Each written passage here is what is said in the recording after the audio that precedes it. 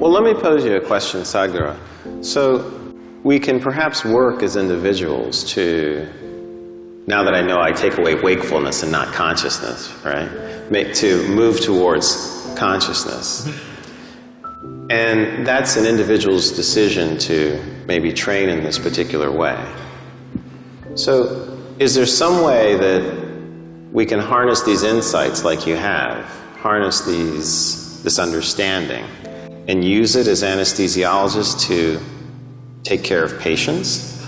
Because if we can reduce it to, or if we can adapt it, I should say reduce it, if we can adapt it in that way, you know, that would be very, very helpful, because we would be using the powers in a way that would control, have to use the word, the brain, in a way that would be perhaps more physiologic.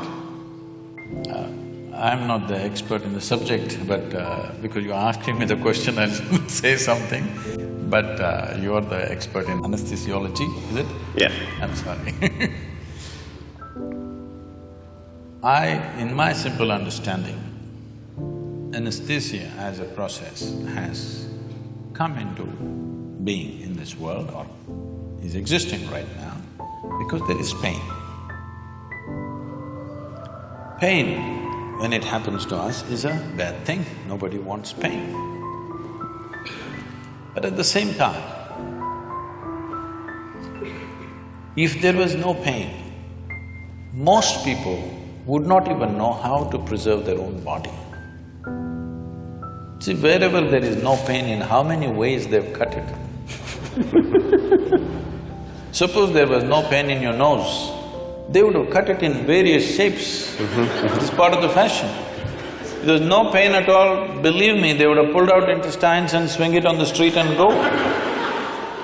You have any doubt about that? None whatsoever. So, essentially, because there is pain in the body, and pain is a protective mechanism, because most human beings still don't have the necessary intelligence even to preserve themselves. If there was no pain, even if a bicycle comes, people step back, don't think this is out of civilization. Consequence of pain. If there was no pain, even if a truck comes, they would just walk. Yes, they would. So, because of pain, so pain is essentially a protective mechanism for us. Without it, people wouldn't know how to stay alive, how to stay in one piece, they would have cut themselves into pieces. So, but sometimes, as what is called as surgery, is in some way cutting people up. Sure. So it has become a necessity to cut someone. How to cut them? With minimum amount of disturbance to the system, that's the whole effort. So in this effort, as you said, essentially you're disengaging different parts of the brain. I don't know if it's an exact science or it's generally getting disengaged. Whichever way, is it getting effectively disengaged that people go through surgeries without even knowing what happened?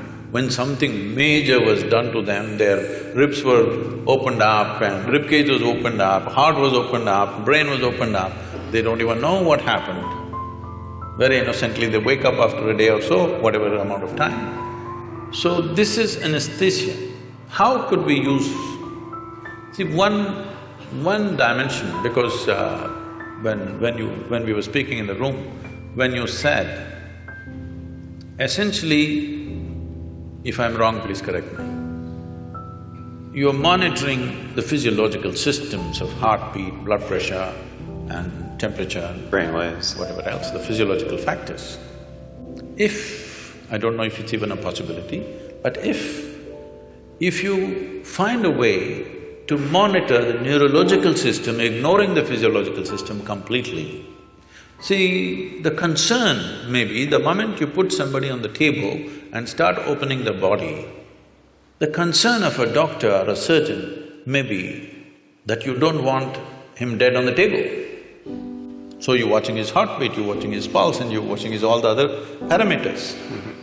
I understand and appreciate that concern, but instead of, okay, let's leave the physiological monitoring as it is, but if we have a way, I don't know if there is a way in the medical science, if we monitor the neurological system, not just the brain, the neurological system in the body, if we have a way of monitoring that, I think the entire art of anesthesia could raise to a different level at a very minimum interference. It could happen because why I'm saying this is, there is something called as marma in yoga and also in what is called as kalari in South India. It's a certain form of martial art. Marma is a way of killing the pain completely at certain moments when we want to, just by touching certain parts of the body, handling body in a certain way. So essentially what we're doing is, the neurological system, we're shutting it off. And there is no pain at all. We can go ahead and do what we have to do, and only when we release it, the pain will come back. So, using that as a basis, I'm saying, if medical science has a way of monitoring the neurological impulse as it's happening, and if there is some way to introduce anesthetics in whatever form that you use, I don't know all the cocktails that are used, but if it is done properly, probably, I'm just guessing, I'm not an expert on this, probably with 2% or 3% of your medicine, you could still have the same effect on the patient.